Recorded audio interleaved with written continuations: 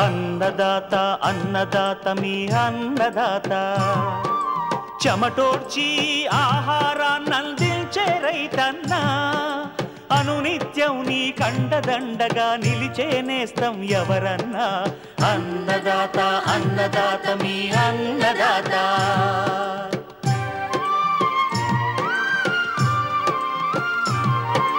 నూతన రీతుల సాగుబడికి నూరింతలు పెరిగే దిగుబడికి సూచనలిచ్చే సస్య రక్షణకు పశు పోషణకి శాస్త్ర విజ్ఞానం అందించి ముందుకు నడిపే తెలుగు రైతు భారతదేశానికి మకుటం అయ్యేలా తీర్చిదిద్దే ఆశయంతో మిమ్ము మేలు కొలిపేది అన్నదాత అన్నదాత అన్నదాత మీ అన్నదాత అన్నదాత అన్నదాత మీ అన్నదాత.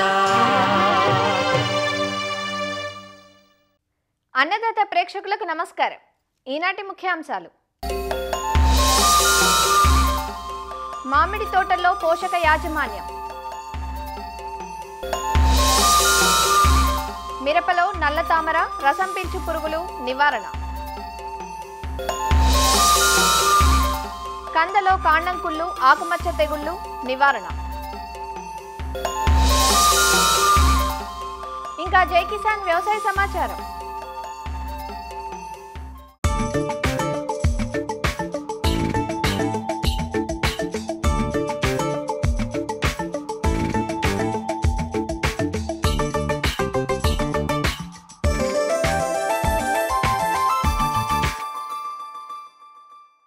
చాలా ఏళ్లుగా మిరప తోటలను వేధిస్తున్న చీడ పురుగులు రసం పీల్చు పురుగులు. సున్నితమైన మిర్చి పంట చాలా త్వరగా రసం పీల్చు పురుగులైన తామర నల్లికి లొంగిపోతుంది. దీనితో ఆకుపై ముడత కింద ముడత ఆశించి పంటను నాటింది మొదలు ఆశాంతం పీడిస్తాయి. ఇవే కాకుండా గత కొంతకాలంగా నల్ల తామర రైతు కంటిపై కునుకు లేకుండా చేస్తోంది. ఇవి పూతపైన ఆశించడంతో దిగుబడిపై తీవ్ర ప్రభావం పడుతోంది. ఇతర రసం పీల్చు పురుగులు మిరపను పరోక్షంగా దెబ్బతీస్తే నల్ల తామర పురుగులు మిరప దిగుబడిని ప్రత్యక్షంగా దెబ్బతీస్తున్నాయి. ఈ పురుగుల నివారణకు రైతులు తొలి దశ నుంచే సమగ్ర సస్యరక్షణ చర్యలు చేపట్టాలి. వివరాలు తెలియజేస్తున్నారు శ్రీ కొండా లక్ష్మణ్ తెలంగాణ రాష్ట్ర ఉద్యాన విశ్వవిద్యాలయం రాజేంద్రనగర్లోని కూరగాయల విభాగం ప్రధాన శాస్త్రవేత్త మరియు అధిపతి డాక్టర్ అనిత. ఎండుమిర్చి అనేది మనకి తెలంగాణ వరంగల్, ఖమ్మం, ఆదిలాబాద్, మహబూబ్ నగర్, నల్గొండ మొదలైన జిల్లాల్లో బాగా పండించే మంచి కమర్షియల్ క్రాప్. అయితే ఈ మిరపలో మనకి ముఖ్యంగా ఈ చీడపీడల బెడద చాలా ఎక్కువగా ఉంటుంది. 4 సంవత్సరాల నుంచి నల్ల తామర పురుగు అనేది ఈ మిర్చిలో బాగా రైతులను నష్టం కలిగిస్తుంది. ఇవి ఎక్కువగా ఈ పూత పైన, ఆకులపైన, కాయలపైన అన్నిట్లో ఆశించి రసాన్ని పీలుస్తాయి. అయితే మిరప యొక్క పువ్వు తెల్లగా ఉన్నందువలన ఆ పురుగు నలుపు ఉండడం వల్ల ఈ పూత పైన ఇది బాగా ప్రస్ఫుటంగా కనపడుతుంది. పువ్వులు కానీ ఆకులు కానీ ఆశించి ఇది తీవ్రంగా ఈ రసాన్ని పీల్చి నష్టం కలిగిస్తుంది. అయితే తామర పురుగు ఆశించినప్పుడు ఈ ఆకు ఈ డొప్పలాగా పైకి ముడుస్తుంది. తర్వాత ఆకులన్నీ కూడా లేత పచ్చ రంగులో మారిపోతాయి. తర్వాత ఆకులో ఎదుగుదల ఉండదు, చెట్టు కూడా ఎదగదు.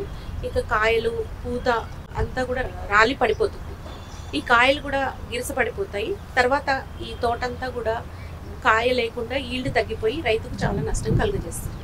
వీటిని గమనించుకోవడానికి మొట్టమొదట నాటిన తర్వాత మనము జిగురు అట్టలను ఏర్పాటు చేసుకోవాలి. దాదాపు ఒక ఎకరాకు ఒక 35 నుంచి 40 వరకు జిగురు అట్టలని అమర్చుకున్నట్లయితే మనము వాటి మీద ఈ నల్ల తామర పురుగు యొక్క ఉధృతిని గమనించుకోవచ్చు. ఎప్పుడైతే ఒక చెట్టుకు 5 నుంచి 10 తామర పురుగులను మనం గమనించినామో అప్పుడు వెంటనే మనము నివారణ చర్యలు పాటించుకోవాలి. అయితే ఇప్పుడు అంత మిర్చి నాటేదానికి సమయం కాబట్టి అంత రైతులందరూ ఎండాకాలంలో లోతు దుక్కులు చేసుకుని ఉంటారు. లోతు దుక్కులు చేసుకోవటం వలన ఈ మట్టిలోని కోసెస్ దశలంతా కూడా సూర్యరశ్మికి ఎక్స్పోజ్ అయ్యి అవన్నీ కూడా చనిపోతాయి. ఇకపోతే మనకి గట్లపైన వయారి బామ కానీ, జిల్లేడు కానీ ఇవన్నీ కూడా ఈ కలుపు మొక్కలను మనం లేకుండా చూసుకోవాలి. ఎందుకంటే కలుపు మొక్కల్లో అవి ఆశించి తర్వాత మిర్చికి ప్రవేశించే అవకాశం ఉంటుంది.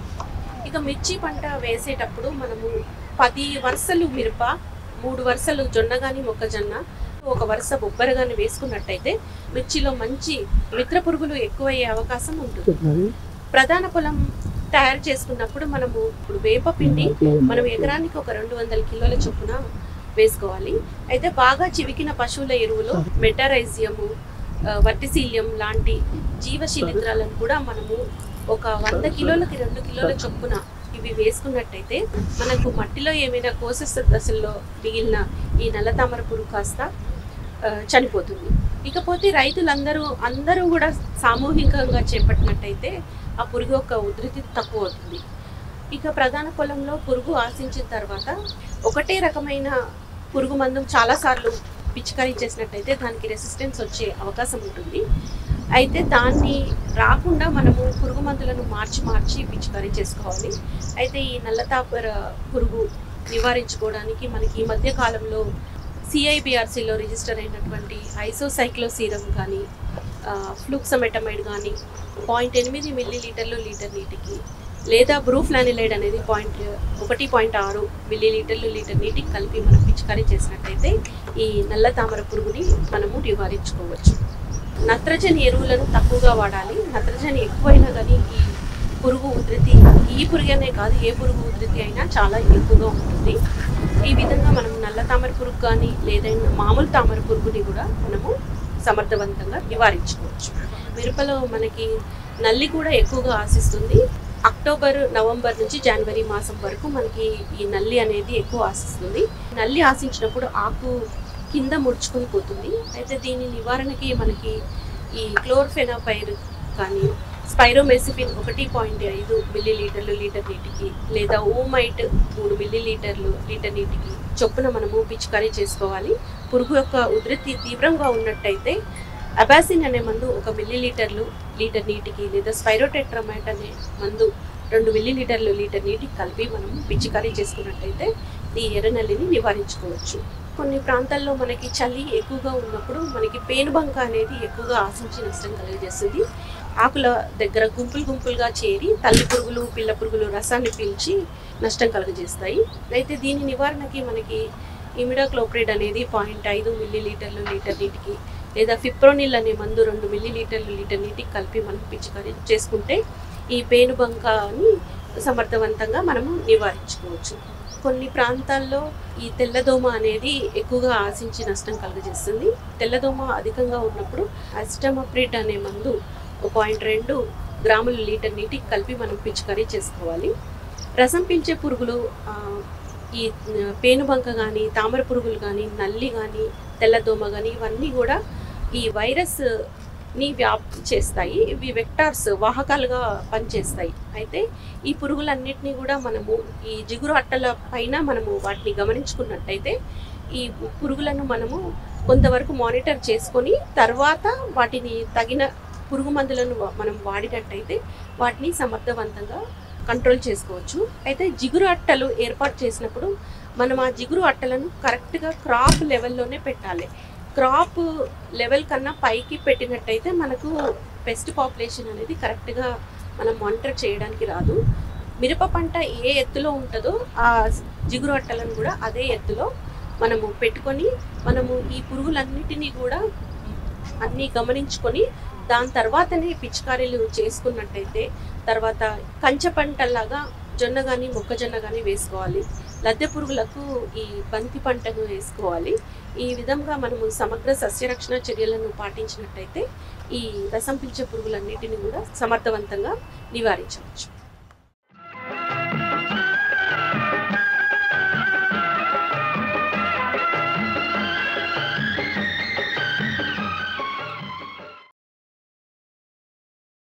అన్నదాత టోల్ ఫ్రీ నెంబర్ ద్వారా పంటల సాగులో రైతులు లేవనెత్తే సందేహాలకు దృశ్య రూపం మీకోసం.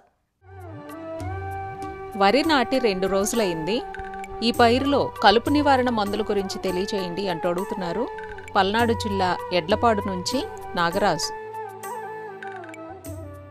మనకు నేరుగా విత్తున్నటువంటి వరి కన్నా పోలిస్తే మనకి నాటినటువంటి వరిలో కలుపు ఉధృతి తక్కువగా ఉంటుంది. ఇక్కడ కలుపు తీయవలసినటువంటి కీలక సమయం ఏంటంటే నాటిన 40 రోజుల వరకు కూడా మనం కలుపు తీయవలసినటువంటి కాలం. సరైనటువంటి కలుపు మందుని ఎంచుకుని 400-500 రూపాయలతోనే మనం చేసుకుని ఖర్చు తగ్గు సాగు ఖర్చు తగ్గించుకోవడానికి ఈ కలుపు యాజమాన్యం కలుపు మందులు అనేది చక్కగా ఉపయోగపడతాయి. ఇప్పుడు ఉండటంలో మంచి మందు ఏంటంటే ఒకటి ప్రిటిలాక్లోర్ ప్లస్ బెన్సల్ఫ్రాన్ అని ఒక మందు. ఇది లాండాక్స్ పవర్ అని రకరకాల పేర్లతో దొరుకుతుంది. ఇది ఎకరానికి 4 కిలోల మందు గుళికలు అనమాట. ఈ 4 కిలోల గుళికల్ని తీసుకొచ్చి మనం 20 కేజీలు ఇసుకలో కలుపుకొని పొలంలో 1 నుంచి 2 అంగుళాలు పైపాటుగా నీరు ఉన్నప్పుడు కనుక చేసుకుని ఇసుకలో జల్లేసుకుని తర్వాత 2 రోజుల వరకు పొలంలో నీటిని బయటికి కానీ లేకపోతే బోధుల నీరు లోపలికి కానీ పెట్టకుండా ఉంటే దాదాపుగా 70 నుంచి 80% అన్ని రకాల కలుపుని రాకుండా నివారించుతుంది. అయితే రైతు సోదరులు ఏమంటారంటే ఈ నాట్లు వేసే హడావిడిలో సాధారణంగా 3 నుంచి 5 రోజుల లోపల మనం ఈ మందులు ఒక్కొక్కప్పుడు మర్చిపోవడం జరుగుతుంది. అటువంటప్పుడు మనం ఏ మందు వాడుకుంటే 15-20 రోజులు అప్పుడు అన్ని రకాల కలుపు వస్తుంది. కాబట్టి ఇప్పుడు కూడా ఇంకొక మందు ఎక్కువగా వాడుతుంది ఏంటంటే మనకి పెనాక్సలం ప్లస్ సైహాలఫా బెటాల్ అనే మందు మిశ్రమం మార్కెట్లో 6.1% త్రావకం అనమాట. అది 800 మిల్లీలీటర్ల మందుని 200 లీటర్ నీటిలో కలుపుకుని కనుక మనం పిచికారీ చేసుకుంటే దాదాపుగా 20 రోజులప్పుడు మనకు అన్ని రకాల కలుపుల్ని కూడా సమర్థవంతంగా నిర్మూలించుకోవచ్చు. అలాగే బిస్పైర్బ్యాక్ సోడియం అనే మందు కూడా ఎకరానికి 100 నుంచి 120 మిల్లీలీటర్ల మందుని మనం ఈ 15-20 రోజులప్పుడు కనుక పిచికారీ చేసుకుంటే అన్ని రకాల కలుపుల్ని కూడా చాలా వరకు కూడా చేసుకోవచ్చు. ఇకపోతే 3వ దశలో చూసుకుంటే 35 నుంచి 40 రోజులప్పుడు ఎక్కువగా తుంగజాతి మొక్కలు ఎక్కువగా వస్తుంటాయి. అలాగే వెడల్పాటి ఆకు మొక్కలు ఎక్కువగా వస్తుంటాయి. ఆ దశలో మనం కలుపు నిర్మూలనకి ఏంటంటే 2,4-D సోడియం సాల్ట్ అని అది ఫెర్నాక్స్ అని రకరకాల 25-30 పేర్లతో మార్కెట్లో దొరుకుతుంది. ఎకరానికి 400 నుంచి 500 గ్రాముల పొడి మందు తీసుకుని దాన్ని జాగ్రత్తగా ఇసుకలో కానీ ఎరువులో కానీ ఫెర్టిలైజర్ యూరియాలో కానీ కలుపు కనుక మనం పొలం అంతా వెదజల్లుకుంటే కొంతవరకు కూడా కలుపు రాకుండా చేయదు. ఇది మనం నాటిన వరిలో వివిధ దశల్లో రైతులు కలుపు యాజమాన్యానికి ఆచరించవలసినటువంటి పద్ధతులు.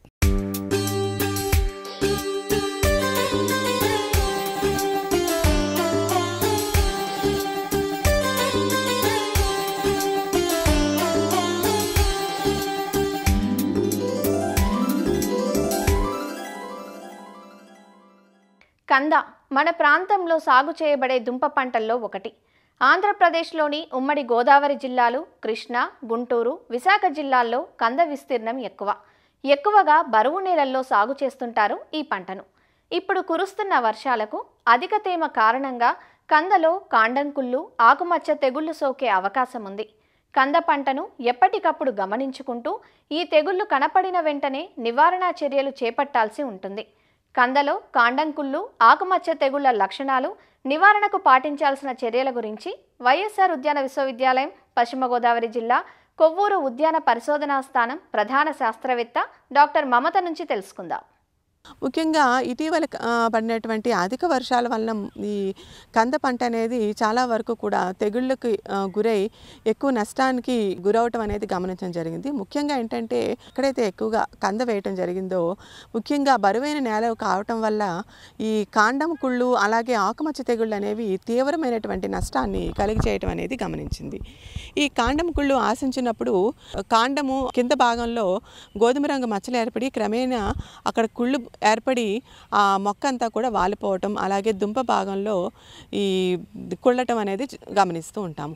అలాగే ఎప్పుడైతే మనము ఈ కాండం కుళ్ళు గమనించామో వెంటనే బ్లైటాక్స్ 3 గ్రాములు 1 లీటర్ నీటి చొప్పున కలుపుకొని మొక్క మొదలంతా కూడా తడిసేటట్లుగా పిచికారీ చేసుకోవాల్సినటువంటి అవసరం ఉంది. అలాగే ట్రైకోడర్మా విరిడే అనేటువంటి జీవ శిలీంద్ర నాశనాన్ని 1 కేజీ చొప్పున 80 కేజీల పశువుల ఎరువు అలాగే 20 కేజీల వేపపిండితో కలిపి వృద్ధిపరిచి అది మొక్క మొదల దగ్గర వేయటం వల్ల కూడా పక్క మొక్కలకి వ్యాపించకుండా ఈ కాండముకులని సమర్థవంతంగా నివారించేటువంటి అవకాశం ఉంది. ఇంకొక అతి ముఖ్యమైనటువంటి తెగులు ముఖ్యంగా ఈ కందలో ఆకుమచ్చ తెగులు అనేది వర్షాకాలంలో ప్రారంభమై ఈ పంట కాలం అంతా కూడా తీవ్రమైనటువంటి నష్టాన్ని కలుగజేస్తుంది. ఈ తెగులు ఆశించినప్పుడు ఆకుల మీద లేత పసుపు రంగు మచ్చలు, తద్వారా అవి గోధుమ రంగులోనికి మారి ఆకంతా కూడా ఎండిపోవడం జరుగుతుంది. ఈ రకమైనటువంటి తెగులు గమనించినప్పుడు ఆకులన్నీ కూడా బాగా తడిసేటట్లుగా అంటే వర్షాకాలం ప్రారంభంలోనే మ్యాంగోజెబ్ అనే మందు 2.5 గ్రాములు 1 లీటర్ నీటి చొప్పున కలుపుకుని పిచికారీ చేసుకోవాలి. తర్వాత ఈ తెగులు ఉధృతిని బట్టి రిడోమిల్ ఎంజెడ్ అనే మందును 2 గ్రాములు 1 లీటర్ నీటి చొప్పున కలుపుకొని పిచికారీ చేసుకున్నట్లయితే కందని ఆశించినటువంటి ఆకుమచ్చ తెగులను మనము సమర్థవంతంగా తగ్గించుకోవడానికి అవకాశం ఉంది. అయితే పంట దుంప తవ్వడానికి 40 రోజుల ముందుగా ఈ రిడోమిల్ ఎంజెడ్ అనే మందును పిచికారీ చేసుకోకూడదు. ఈ రకంగా మనము యాజమాన్య పద్ధతులను కనుక చేపట్టినట్లయితే కందులో ఆశించేటువంటి ఆకుమచ్చ అలాగే కాండం కుళ్ళు తెగులను సమర్థవంతంగా నివారించుకోవటానికి అవకాశం ఉంది.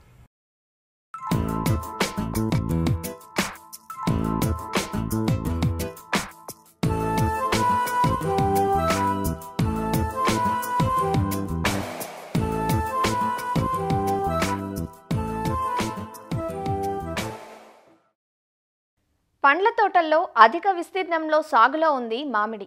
ఉభయ తెలుగు రాష్ట్రాల్లో దాదాపు అన్ని జిల్లాల్లో సాగు చేయబడుతుంది.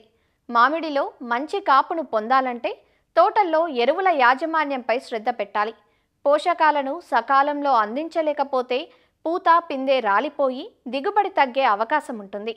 కాపు అనంతరం కొమ్మ కత్తిరింపులు చేసి సమయానికి ఎరువులందిస్తే తోటలు నవంబర్ డిసెంబర్ మాసాల్లో పూతకొస్తాయి. మామిడిలో పోషక యాజమాన్యం గురించి సూచనలు ఇస్తున్నారు వైఎస్ఆర్ ఉద్యాన విశ్వవిద్యాలయం ఏలూరు జిల్లా నూజివీడు మామిడి పరిశోధనా స్థానం శాస్త్రవేత్త డాక్టర్ కనక మహాలక్ష్మి. చాలామంది రైతులకు వచ్చే సామాన్యమైన సందేహం ఏంటంటే ఎరువులు ఎప్పుడు వేసుకోవాలి, ఎప్పుడెప్పుడు లేకపోతే దఫదఫాలుగా వేసుకోవచ్చా అనేది చాలామంది రైతులు అడుగుతుండే క్వశ్చన్ అండి. ఎప్పుడైతే కాయలు కోసేసామో అప్పుడు కంపల్సరీ ఈ యొక్క నత్రజని, భాస్వరం, పొటాష్ ఇచ్చే ఎరువులని వాటి చెట్టు యొక్క వయసునికి సంబంధించినట్లుగా సుమారు 10 సంవత్సరాలు నిండిన చెట్లకి మనం 2 కిలోలు యూరియా, 2 కిలోలు పొటాషు, 6 కిలోలు సూపరు అంటే సుమారుగా 10 కిలోలు వీటిని ఒకసారి వేసుకోవాల్సి ఉంటుంది. తర్వాత కానీ మనం చూసుకున్నట్లయితే దానివల్ల మనకి ఒకేసారి మొత్తము తోటలో మంచి కొత్త చిగుళ్ళు, ఆరోగ్యవంతమైన చిగుళ్ళు రావడానికి అవకాశం ఉంటుంది. అది కానీ మరి నెక్స్ట్ టైం మనం చూసుకున్నట్లయితే ఒకసారి తడి మీద నెల్లూరు ఇటువైపు ఏరియాల్లో ఎక్కువగా మనకి ఋతుపవనాలు ఇప్పుడు మళ్ళీ నెక్స్ట్ సెప్టెంబర్ అక్టోబర్ నుంచి అక్కడ మొదలవుతాయి కాబట్టి వాళ్ళకి వర్షాధారం మీద వేసుకునే వాళ్ళు ఆ సమయాల్లో కూడా వేసుకోవచ్చు. తర్వాత ఇంకొకటి ఏంటంటే మనం కాయ చిన్న పింద సమయంలో ఉన్నప్పుడు ఎక్కువగా మనం కాయలు అంటే గోలికాయ సైజు కంటే ఎక్కువగా ఉన్నప్పుడు అప్పుడు ఒకసారి పొటాష్ 1 అరకిలో, యూరియాని 1 అరకిలో మనం చెట్టుకు కానీ అందించినట్లయితే కాయల పెరుగుదల కానీ, రంగు కానీ, నాణ్యతలో కానీ మంచి ప్రోగ్రెస్ని మనం చూస్తున్నట్లుందండి. కాబట్టి 3 దఫాలుగా మనం ఎరువుల్ని వేసుకోవచ్చు. ఒకసారి జూన్ నెలలోను, ఆగస్టు నెలలోను, తర్వాత వచ్చేసి మళ్ళీ కాయ పింద మీద ఉన్నప్పుడు, పింద ఎదుగుదలలో ఉన్నప్పుడు, నీరు కడతా ఉన్నప్పుడు మార్చి నెలలో ఒకసారి 1 కిలో యూరియా, 1 కిలో పొటాష్ లెక్కన కానీ మనం వేసుకున్నట్లయితే నాణ్యమైన దిగుబడిని పొందటానికి అవకాశం ఎక్కువగా ఉంటుంది. తెలంగాణ ఏరియాల్లోనూ కొన్ని శ్రీకాకుళం, విజయనగరం జిల్లాల్లోనూ కాయ సరైన సైజులోకి రావట్లేదనేది మన రైతులు అడుగుతున్న సమస్యగా ఉన్నది. అయితే దీనికి ముఖ్యంగా మనం తెలంగాణలో కాయలు కానీ, తెలంగాణలో కానీ, శ్రీకాకుళం, విజయనగరం ఏరియాల్లో కానీ కాయలు కోసిన వెంటనే ఎరువులని అందించటము, దాంతోపాటు అక్కడ సూక్ష్మ పోషకాల యొక్క లోపం అనేది అధికంగా ఉంటుందండి. కాబట్టి ఈ జింకు, బోరాన్ని కూడాను భూమి ద్వారా అందించటం అంటే 250 గ్రాములు జింకు, 100-150 గ్రాములు బోరాన్ని మనం భూమి ద్వారా అందించడం ద్వారాను కూడాను మొక్కలలో ఈ యొక్క కాయ పెరుగుదలకి కావాల్సిన న్యూట్రియంట్స్ని మనం సమానంగా అందించాల్సి ఉంటుంది. అంతేకాకుండా కాల్షియం లోపం కూడాను ఒక్కొక్కసారి కాయల సైజు రావడానికి ఆటంకంగా ఉంటుంది. కాబట్టి వీటిలన్నింటిని కూడా మైక్రో న్యూట్రియంట్స్ని అన్నింటిని కూడాను మనకి ఖాళీ ఉన్నప్పుడల్లా 1-2 సార్లు కానీ 3 సార్లు కానీ మనం స్ప్రే చేసుకోవటం వల్ల ఆకుల ద్వారా ఆకులు కూడాను కొత్త ఆకులు వచ్చినప్పుడు కాకుండా కొత్త ఆకులు ముదిరి కొంచెం డార్క్ గ్రీన్లోకి వెళ్ళినప్పుడు కానీ మనం మైక్రో న్యూట్రియంట్స్ని స్ప్రే చేసుకున్నట్లయితే తోటలలో దాని యొక్క అబ్జార్ప్షన్ రేటు అంటే ఆకుల ద్వారా గ్రహించే న్యూట్రియంట్స్ని గ్రహించడం అనేది అధికంగా ఉంటుంది. అలాంటి సమయాల్లో మనం న్యూట్రియంట్స్ని అందించాల్సి ఉంటుంది. లేదు చెట్లకి ఎరువులు అంటే వేయలేకపోయారు ఆ సంవత్సరము, నీటి వసతి సరిగ్గా లేదు, అలాంటి వాళ్ళు కూడాను యూరియాని 2 గ్రాములు 1 లీటర్ నీటికి కలిపి దాంతోపాటు మైక్రో న్యూట్రియంట్స్ని కలిపి మనం స్ప్రే చేసినట్లయితే ఈ న్యూట్రియంట్స్ని అందించలేకపోయాము అనేది లేకుండా కాయలు దిగుబడి రావడానికి అవకాశం ఉంటుంది. అంతేకాకుండా మనం పొటాషియం నైట్రేట్ అనే దాన్ని కానీ మనం పిందెల రూపంలో ఉన్నప్పుడు కాయలు పింద సైజులో ఉన్నప్పుడే మనం 1-2 సార్లు స్ప్రే చేసినప్పుడు కూడాను కాయ సైజు బాగా రావడానికి ఎక్కువ అవకాశం ఉంటుందండి.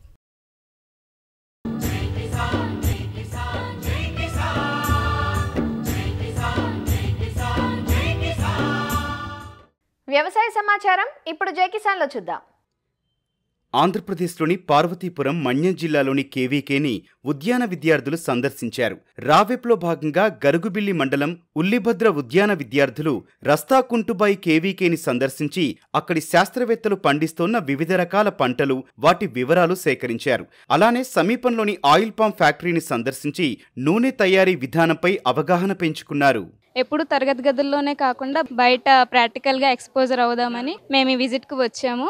ఫస్ట్గా మేము చెప్పాలనుకుంటే ప్రాసెసింగ్ యూనిట్కి వెళ్ళాము. అక్కడ ఆయిల్ పంప్ ప్రాసెసింగ్ జరిగింది. ఆయిల్ పంప్ ప్రాసెసింగ్లో మనం స్టెప్ బై స్టెప్ అన్ని విధానాలు ఎలా చేసుకుంటామో తెలుసుకున్నాము. జోన్ 10 కృషి విజ్ఞాన కేంద్రమైన రస్తకుంటబాయికి వచ్చాము. ఇక్కడ ప్యాషన్ ఫ్రూట్, ఆర్కిడ్స్ ఇలా చాలా తెలియని మొక్కల్ని చాలా చూసాము. మా ప్రొఫెసర్స్ అందరూ ఆయిల్ పంప్ విజిట్ తీసుకెళ్లారు. అక్కడ మేము చూసిన దానిలో అక్కడ మిషన్స్ అన్నీ ఎలా యూజ్ చేస్తున్నారు, పవర్ తక్కువ యూజ్ చేసి వేస్ట్తో ఫర్దర్గా ఎలాగ పవర్ని యూజ్ చేయడం కానీ, ఆయిల్ పంప్ ఇప్పటి నుండి ఎలాగైతే ఆయిల్ బయట తీస్తున్నారు దాన్ని యూజెస్ అవన్నీ బాగా మాకు చెప్పారు. దీనివల్ల ఏంటంటే రోజు మేము క్లాస్లో వినేదానికన్నా ప్రాక్టికల్గా మాకు ఇక్కడ చూపించడం వల్ల చాలా బాగా అనిపించింది. ప్రాసెసింగ్ యూనిట్ కానీ లేదా కొత్తగా ఎస్టాబ్లిష్ చేయాలనుకున్న వాళ్ళకి ఇది చాలా బాగా ఉపయోగపడుతుంది. అలాగే ఇక్కడికి వచ్చిన తర్వాత కేవీకే అనేది ఇక్కడ చాలా దగ్గరగా కురుపాంలో ఉంది. ఇక్కడ ఏంటంటే 52 మండల్స్ కలిపి ఈ కేవీకే అనేది ఉంది. ఇక్కడ చాలా మంది రైతులకి యూజ్ అయ్యేలాగా ఇక్కడ చాలా వరకు పంటలు అనేది పండిస్తున్నారు. మా పాఠ్యాంశంలో భాగంగా ఆయిల్ పంప్ ప్రాసెసింగ్ ప్లాంట్కి, అదేవిధంగా రస్తకుంటబాయిలో ఉన్న కేవీకే అంటే కృషి విజ్ఞాన కేంద్రాన్ని విజిట్కి వచ్చాము. ఈ విజిట్లో ముందుగా ఆయిల్ పామ్, అసలు ఆయిల్ పామ్ అంటే ఆయిల్ ఎలా తీస్తారు, ఆయిల్ పామ్ నుంచి ఆ ఆయిల్ తీయడం వల్ల అక్కడ ప్రాసెసింగ్ ప్లాంట్ వల్ల ఎంతమంది రైతులు ఎంత లాభం వస్తుంది, దీనివల్ల ఎంత మన గవర్నమెంట్కి కానీ మన రాష్ట్రంలో ఉన్న రైతులకు కానీ ఎంత లాభం ఉంది ఆ ప్రాసెసింగ్ ప్లాంట్ వల్ల, ఇవన్నీ తెలుసుకున్నాము. దాని తర్వాత కేవీకే విజిట్కి వచ్చాము. రాష్ట్రంలో ఈ జిల్లాలోనే ఎక్కువ అనాస పండిస్తారు. దాంతోపాటు ఎక్కువ పండించే పంట క్యాషు పంట. ఆ క్యాషు పంటలో అంతర పంటగా ఎలాగా అనాస పంటను ఎలా వేసుకోవాలి, అంతేకాకుండా పూల మొక్కల్లో ఆర్కిడ్స్ అనే వాటికి వాల్యూ ఎక్కువ ఉంటుంది. రైతులకి ఇంట్రడ్యూస్ చేయడానికి కేవీకే వాళ్ళు రీసెర్చ్ చేస్తున్నారు. ఆ మొక్కల్ని చూసాము. అంతేకాకుండా ప్యాషన్ ఫ్రూట్ మొక్కని, అంటే ఇప్పటి వరకు మేము ప్యాషన్ ఫ్రూట్ పేరు విన్నాం కానీ మొదటిసారిగా ఆ మొక్కను చూసాము. ఎలా ఉంటుంది, దానివల్ల ప్రయోజనాలు ఏంటి అని తెలుసుకున్నాము. అసలు కేవీకే అంటే ఏంటి, కేవీకే ఎందుకు ఎస్టాబ్లిష్ చేశారు, కేవీకే వల్ల ప్రయోజనాలు ఏంటి, ఇలా చాలా తెలుసుకున్నాము. తరగతి గదిలోని పాఠాలు అనుభవపూర్వకంగా విద్యార్థులకు అర్థమయ్యేలా ఇలాంటి పర్యటనలు ఏర్పాటు చేస్తున్నట్లు అధ్యాపకులు చెబుతున్నారు. 3వ సంవత్సరం బీఎస్సీ హానర్స్ హార్టికల్చర్ విద్యార్థులని తరగతి గదిలో పాఠాలతో పాటు ప్రాక్టికల్ ఎక్స్పోజర్ కోసం ఉద్యాన పంటల యొక్క వాల్యూ ఎడిషన్కి సంబంధించి వాళ్ళకి ఒక ప్రాక్టికల్ ఎక్స్పోజర్ క్రియేట్ చేసేదానికి మనం Sri Lakshmi Balaji oil pump processing యూనిట్కి వచ్చాము. ప్రాథమికంగా రైతులు గెలల కోసుల దగ్గర నుంచి క్రూడ్ ఆయిల్ వచ్చే వరకు వివిధ పద్ధతుల్లో దాన్ని ఏ విధంగా శుద్ధి చేసి క్రూడ్ ఆయిల్ అనేది తీసుకోవచ్చో దాన్ని తెలియచేయడం జరిగింది.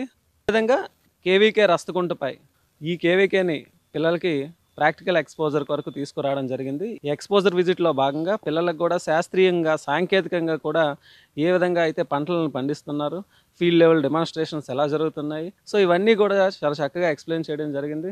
తరగతి గదిలో 4 గోడల మధ్యనే చదువుకున్నారు కానీ ఎప్పుడూ ఆర్కిడ్స్ని ఎప్పుడూ చూడలేదు. ఫస్ట్ టైం ఆర్కిడ్స్ని చూశారు. నెక్స్ట్ ఇంకా ఇక్కడ జరిగిన పైనాపిల్ కోసం కూడా ఎప్పుడు చదవనే. పైనాపిల్ మన దగ్గర గ్రో అయ్యే పంట ఏ రకం అంటే సింహాచలమే మనం మొత్తం పండిస్తున్నాం. 10,000 దిగుబడి కూడా రాదు. అదే ఇప్పుడు సింహాచలంని రీప్లేస్ చేస్తూ మాయిశ్చర్స్ మాత్రం మనకి ఇంకా ఎక్కువ దిగుబడి వస్తుంది. దీన్ని మనం ఫీల్డ్ ట్రయల్గా కండక్ట్ చేస్తున్నారు రస్తకుంటబాయిలో. అలానే ఇంకో కొత్త రకం పంట ఏం చూసాము అంటే ప్యాషన్ ఫ్రూట్ని కూడా మనం కమర్షియల్గా కల్టివేట్ చేయొచ్చు. ఇది కూడా గ్రో అవుతుంది. దీని నుంచి మనం వివిధ ఉత్పత్తులను కూడా తయారు చేసుకోవచ్చు. Squash fruit juices, jams, jellies అలాంటివి కూడా మనం ప్రిపేర్ చేసుకొని దాన్ని కూడా మనం కమర్షియలైజ్ చేస్తే రైతులకు ఉపయోగపడుతుంది. సో ఇవి చూడడం వల్ల విద్యార్థులకి ఏంటంటే వాళ్ళకి ఎక్స్పోజర్ వచ్చి వాళ్ళు కూడా డెవలప్ అయ్యి వాళ్ళకి ఒక అవగాహన వస్తుంది. కాబట్టి వాళ్ళు ఫ్యూచర్లో ఏదైనా ఎస్టాబ్లిష్ చేయాలి అనుకుంటే వాళ్ళకి ఒక ఆలోచన కలుగుతుందని చెప్పేసి వాళ్ళకి ఫీల్డ్ విజిట్కి తీసుకొచ్చాం.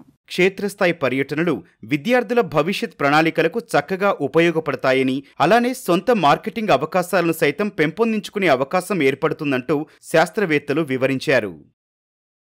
మరిన్ని విభిన్న అంశాలతో రేపటి అన్నదాతలో మళ్ళీ కలుసుకుందాం. నమస్కారం. అన్నదాతలు తమ సందేహాలు, సమస్యలను 1800-425-4085 టోల్ ఫ్రీ నెంబర్లో ఉదయం 10 గంటల నుంచి 11 గంటల మధ్య పని దినాలలో సంప్రదించగలరు. ఈ కార్యక్రమాన్ని యూట్యూబ్లో www.youtube.com/annadaata ETV లింక్ ద్వారా వీక్షించవచ్చు.